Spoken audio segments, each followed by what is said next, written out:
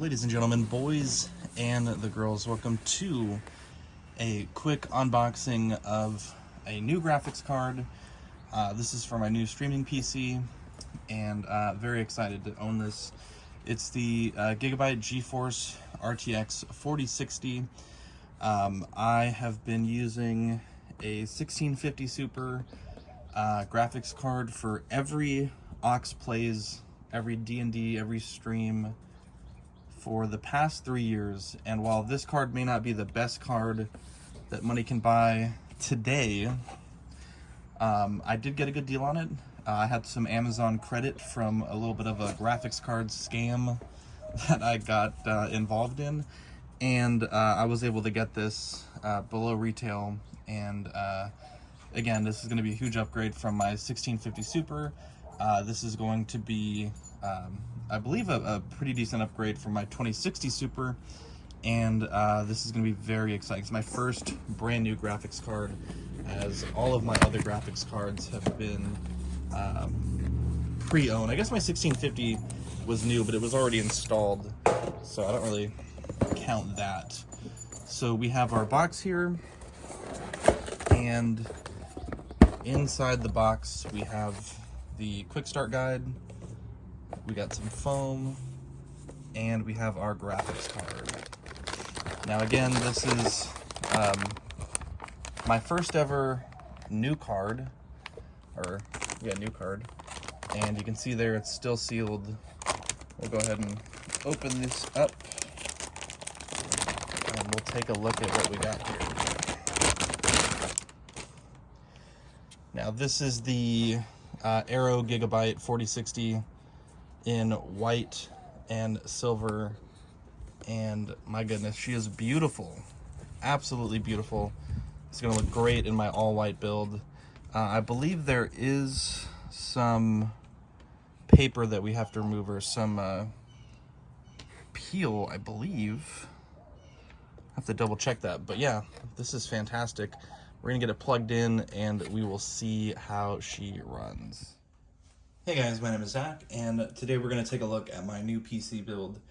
I am really proud to finally have built my own system. It's something that I've wanted to do 2 years ago when my wife was looking to get a PC, kind of chickened out, and again, this time I almost chickened out, but I'm glad that I finally did it. It's been something that's been on my bucket list for a while, and here's the build. So the case is a DIY PC ARGB. Actually, let's look up the exact model so I can give you guys an accurate. So it's a DIY PC ARGB-Q3 V2.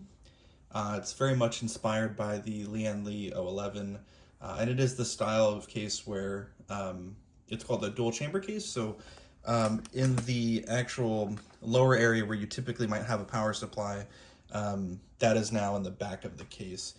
You do also get the front window to look into the case, and yeah, it's a pretty nice case. To be honest, there are a few things that I would probably do differently if I was building this again, and probably just spending the extra money for the actual Lian Li is probably what I will do, and would do if I was to do it again, and possibly may even do on this PC, or if I move some of these components out. But as far as the CPU, it's a Ryzen 5 3600. The GPU is an RTX 4060 by Gigabyte, and for RAM at the moment it's two 16 gig sticks of 3600 Corsair Vengeance LPX, though probably in the next week or so it'll be upgraded to 4 sticks totaling 64. Now for the fans, I did not use the stock fans. I found that they were really loud, and since they weren't controllable, they were just basically running at 100% all the time. But I went with the thermalrite TLC12CW, and they're very quiet. They have some pretty decent RGB. In fact, if I open up RGB Fusion here, We'll take a look at some of the other colors, but they display white really well. I know it looks kind of blue on the screen right now, but they definitely do have some good white color in them. So let's see. So that's what yellow looks like, which again is kind of hard to see with the amount of light that I have in the room right now. They also got the Zax Wonderland blue, a more normal blue. So there's obviously many more colors. You could basically pick any color on the color spectrum and it'll change all that stuff. And the way that the RGB Fusion app works, which it actually detects all of the different software that I have, and it will basically adjust everything in sync. So you can see there it's doing like a rainbow pattern, and the RGB and the fans, basically everything but the little circle around the cooler will change, which is kind of my fault. I thought that the cooler had addressable RGB as well. It did not, but since I basically always just keep it at white, it's not a huge deal. So let's go back to just white there. Now, as far as other things that I would do differently, actually, just to finish off the build specs, I am running a 1 terabyte NVMe SSD for my boot drive.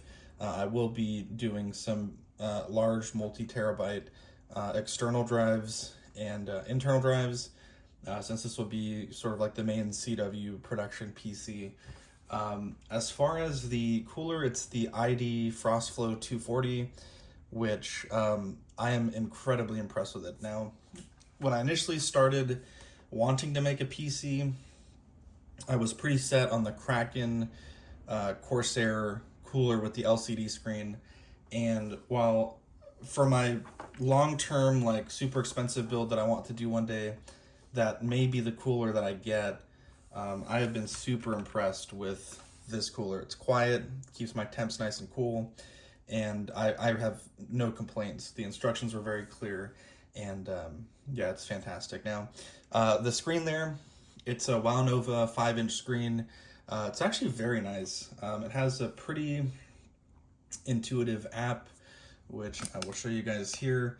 You basically set whichever theme you want.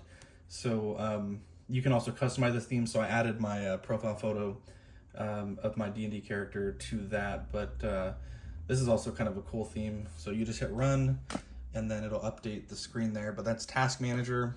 I do a lot of streaming, I do a lot of content creation, and I'm also kind of just, I like to see the different statistics of the PC. So when I'm streaming, I like to know how much RAM I'm using, what my temperatures are of the parts that I use, and yeah, I'm just kind of weird like that, to be honest. But yeah, it's a nice little screen. It plugs in internally through the USB header, which I did run a splitter off of. You can also run it externally as well, with very little setup needed. But going back to what I would do differently, or what I did do that I would recommend as well. So the first thing, definitely get advice from people. My good friend Stephen Krett, the PC Gamers of Texas Facebook group, my buddy Skylar there, wonderful people. They've helped point me in the right direction on this build, and even people like Equan from the chat, kind of trying to help me figure out where I want to put the different components. And I certainly wouldn't have been able to build this system, I think, as nice as it was if it wasn't for those people. And also just general questions that I had. So definitely getting advice from people.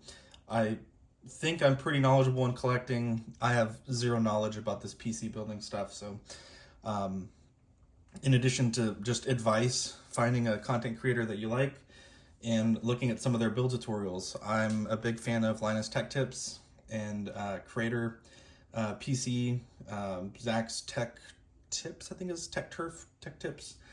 So I've watched a bunch of their stuff in preparation for this build. And in fact, this is where I found this case, was from the ZTT YouTube channel. And a lot of this build was kind of inspired by that video. So another piece of advice that I have would be to save money where you can on used items.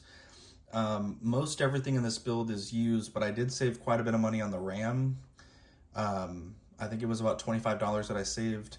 And then also the power supply. The power supply was refurbished by Amazon. It was like new condition. It's likely someone opened it. They didn't really even probably take it out of the box, and they returned it.